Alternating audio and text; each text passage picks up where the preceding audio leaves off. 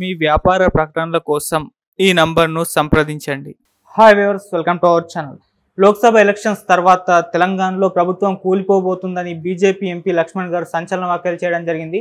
హిమాచల్ ప్రదేశ్లో ఎటువంటి పరిస్థితి నెలకొందో అటువంటి పరిస్థితి తెలంగాణలో కూడా రాబోతుందో అంటూ ఆయన చెప్పడం చూస్తున్నాం. మరి నిజంగా తెలంగాణలో ప్రభుత్వం పడిపోబోతుందా, పడగొడతారా? సో ఈ అంశం మీద డిస్కస్ చేయడానికి ప్రజెంట్ మనతో పాటు సీనియర్ జర్నలిస్ట్ జయదేవ్ గారు ఉన్నారు. వారితో ఒకసారి డిస్కస్ చేద్దాం. సార్ నమస్కారం. సార్ లక్ష్మణ్ గారి ప్రెస్ మీట్ మీరు కూడా చూసే ఉంటారు. మరి ఆయన అయితే కాంగ్రెస్ ప్రభుత్వం తొందరలో కూలిపోబోతుంది అని చెప్పడం చూస్తున్నాం. అంటే హిమాచల్ ప్రదేశ్లో రీసెంట్గా చూసాం, ప్రభుత్వం అక్కడ పడిపోయింది. అటువంటి పరిస్థితి మరి తెలంగాణలో కూడా వస్తుందని అంటున్నారు. మరి వస్తుందా? అటువంటి పరిస్థితి తీసుకొచ్చే అవకాశం ఏమన్నా బీజేపీ ప్రయత్నం చేస్తుందా? మరి మీ ఒపీనియన్ సార్ ఆయన వ్యాఖ్యల పైన? అంటే ఆయన డైరెక్ట్గా అలా చెప్పలేదు, ఏదైనా జరగచ్చు అన్నారు. అది నేను చూశాను. అంటే హిమాచల్ ప్రదేశ్లో కూలిపోలేదు. ప్రస్తుతం మ్యాజిక్ ఫిగర్కి ఎగ్జాక్ట్గా ఉంది. ఎట్లా అంటే హిమాచల్ ప్రదేశ్లో 68 ఎన్ని ఉన్నాయి, అందులో మ్యాజిక్ ఫిగర్ 35 రావాలి. 68 సగం 34 అని 35 రావాలి. 34 ఉన్నాయి. రెబల్స్ ఒక 5-6 ఉన్నారు. బీజేపీ కాచుకొని ఉందన్నమాట. ఏదైనా జరగదు. ఇప్పుడు మొన్న రాజ్యసభకు సంబంధించి ఆ 6 రెబల్స్ ఎవరైతే ఉన్నారో వాళ్ళు వ్యతిరేక ఓటు వేయడము, దానికి ఇప్పుడు అంటే అంత వ్యతిరేకతలో ఉన్నారు. వ్యతిరేకత ఉన్నప్పుడు మళ్ళీ బల నిరూపణ చేసినప్పుడు ఓడిపోతాయి కదా. ఇప్పుడు ఆల్రెడీ బీజేపీ 25 స్థానాలు ఉన్నాయి అక్కడ హిమాచల్ ప్రదేశ్లో. 25 అంటే మ్యాజిక్ ఫిగర్కి 35 రావాలి, 10 కావాలి. రెబల్స్ 6 ఉన్నారు, ఇండిపెండెంట్ 3 ఉన్నారు.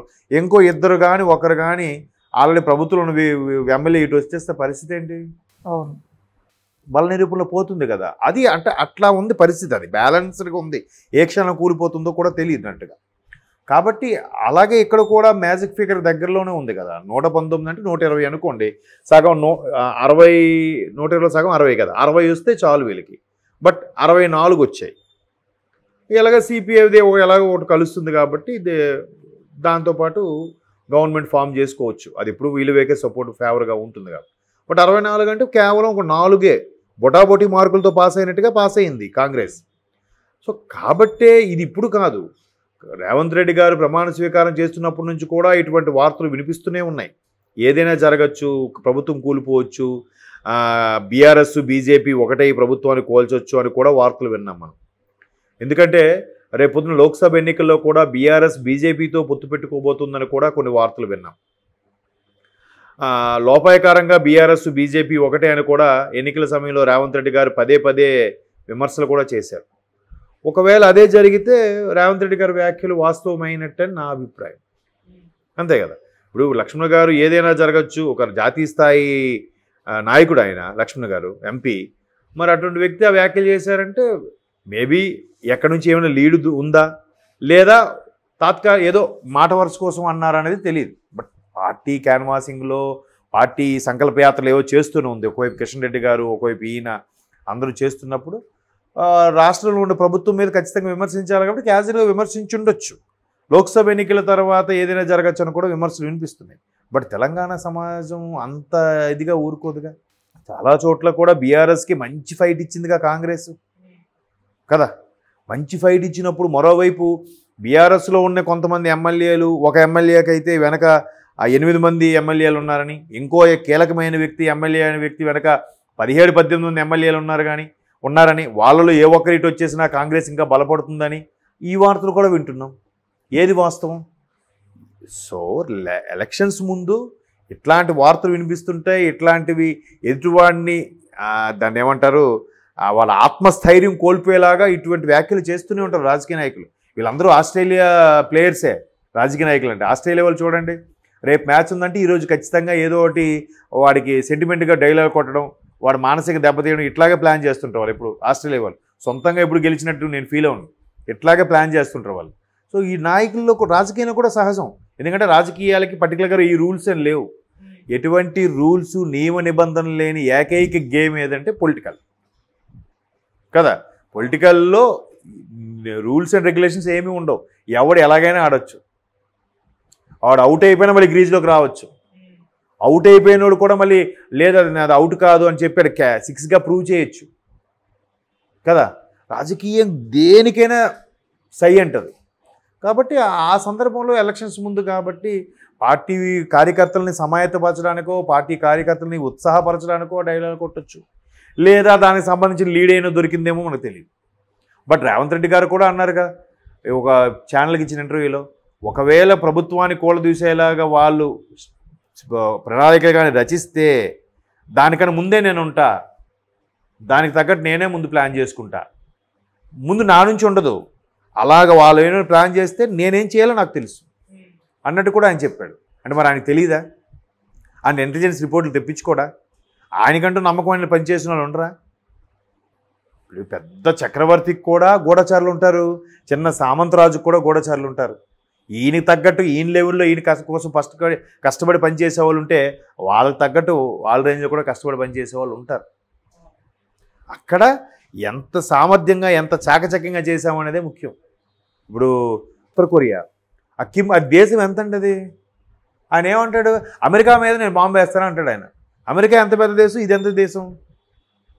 బట్ ఆయన తగ్గ పనిచేసే వాళ్ళు లేరా? ఆయన కోసం ప్రాణాలు ఇచ్చేవాళ్ళు లేరా? లేకుండా ఆయన అంత ధైర్యం మాట్లాడతాడా? మొన్న అదేంటది రష్యాను ఉక్రెయిన్, మరి ఉక్రెయిన్ కూడా తలపడింది కదా రష్యాతో. మరి దానికి తగ్గట్టు సైన్యం లేదా? దానికి తగ్గట్టు నాయకులు లేరా? ఉంటారు. కాకపోతే ఈయన నేను అనుకోవడం క్యాజువల్గా అనుంటాడు అన్నమాట.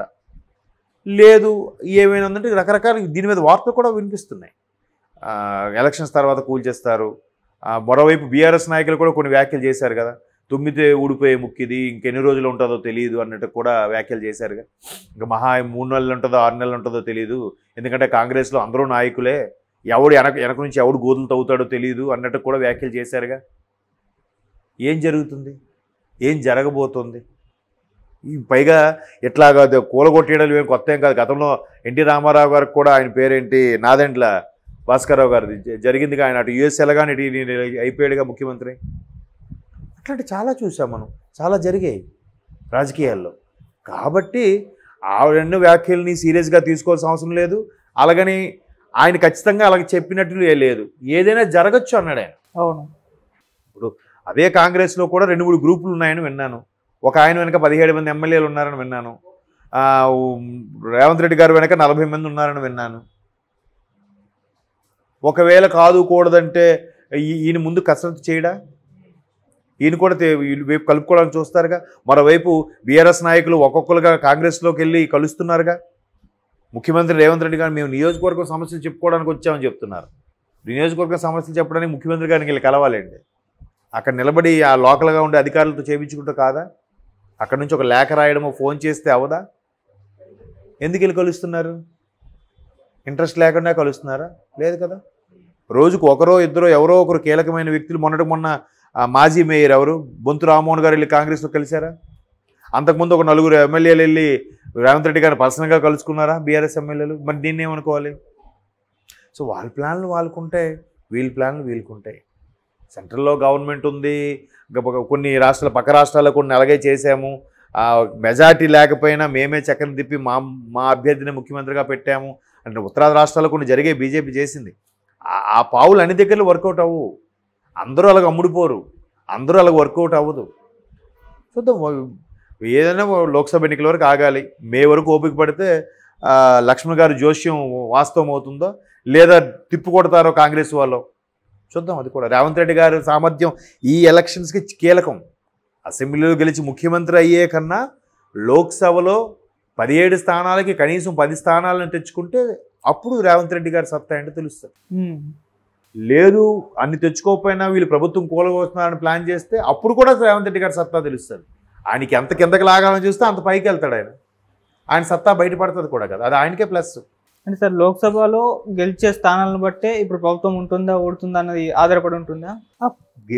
అలా దానికి సంబంధం పెట్టదు. లోక్సభలో ఎక్కువ తెచ్చుకుంటే అరే సెంట్రల్లో ఉండే బీజేపీకి ఇక్కడ వ్యతిరేకత ఉంది అని చెప్పొచ్చు. రెండో వైపు మేము అసెంబ్లీలో గెలుచుకున్నాం కాబట్టి మాకే నమ్ముతున్నారు ప్రజలు అని, అందుకే లోక్సభ ఇన్ని స్థానాలు ఎన్ని ఇచ్చారని కూడా చెప్పుకోవచ్చు. ఇన్ని గెలిపించుకున్న తర్వాత ముఖ్యమంత్రి అభ్యర్థిగా ఉన్నారు కాబట్టి ఖచ్చితంగా ఈయన కూడా అధిష్టానం దగ్గర మంచి పేరు వస్తుంది.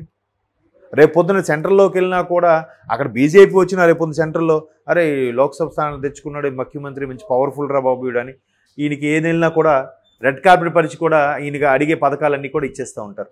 మనం కూడా చెప్పాడు కదా, ఆయన వెళ్తే రాజ్నాథ్ సింగ్ లాంటి వాళ్ళు సజెస్ట్ చేశారట, మంచి ఉడుకు రక్తంలో అయ్యావు నువ్వు, చక్కగా చూసుకో, రాష్ట్రాన్ని బాగా చూసుకో, పార్టీలు వీటితో పట్టించుకోవద్దు అన్నట్టు కూడా సజెస్ట్ చేశాడట ఆయన.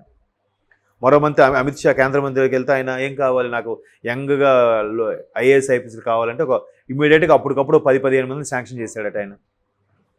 మరి అది సత్తా నిరూపణ అవుతుంది.